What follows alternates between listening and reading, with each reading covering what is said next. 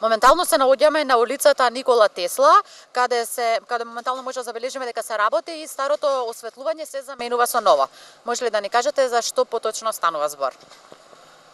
Ова осветлување на улицата Никола Тесла е меѓу најпрвите осветлувања кои што се во општина Карпаш. Значи, ова светло е поставено веднаш по земјотресот.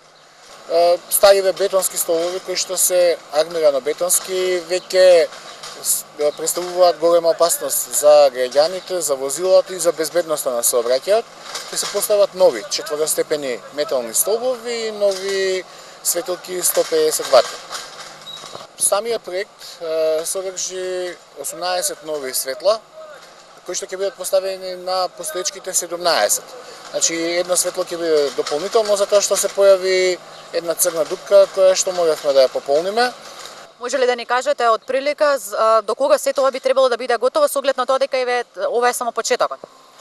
Ова е почетокот, бидејќи станува збор за тесен простор. Тука дел ќе биде машински, дел ќе биде рачен, дел ќе се оди низ земја, дел ќе се вади бехатон. Предвидуваме во текот на наредните 15 дена да биде комплетно се завршено, за да може старите столбови да се извадат и да се постави новото улично осветлување. Знаеме дека имате добра комуникација со граѓаните на општина Карпаш, дали и ова може би се случува по некое нивно барање? Дел од граѓаните го имаат поставено ова како барање на претходните состаноци, но веќе и самите столбови представуваат опасност. Навистина се стари, дотрајани, секое поголемо невреме во Скопје представува можност за некој од тие столбови да падне и да предизвика некоја поголема материјална штета. Но за тоа еве ние сме на терен, времето ќе се надевам ќе ни дозволи за во наредните 15 дена комплет да завршиме целата операција. Во моментов се работи и на улицата Виенска во населбата Тафталиџи 1. Може ли да ни кажете зашто поточно тука станува збор? Не е само улицата Виенска, овде е еден цел склоп на улици.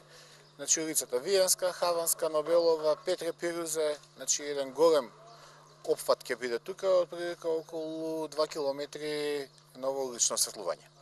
Ќе се менува старото, отприлика 80 столба ќе бидат нови на местото на старите 60.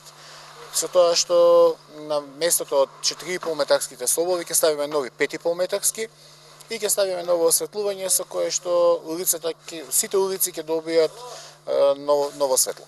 Колку време ќе биде потребно за да се реализира овој проект? Овој проект ќе трае малку подолго, затоа што станува збор за фреквентни улици, бидејќи тука живее доста народ. Претежно станува збор за тротоари кои што мора претходно да се расчисти, додека се ископа, да се наместат цревата инсталацијата, па еден месец минимално ќе биде времето. Освен тука ќе се започне и да се реализира уште еден проект во Карпаш 4, може ли да ни кажете и за таму зашто станува збор? Следниот проект што планираме да го работиме ќе биде платото на кулите во Карпаш 4, накиот на реката Вардар. Имаме барање од граѓаните дека осветлувањето, постоечкото осветлување дека веќе всушности не постои и направен нов проект каде што во текот на наредната недела екипите ќе пристапат кон поставување на неонско осветлување во подрумот и ново осветлување горе на платото.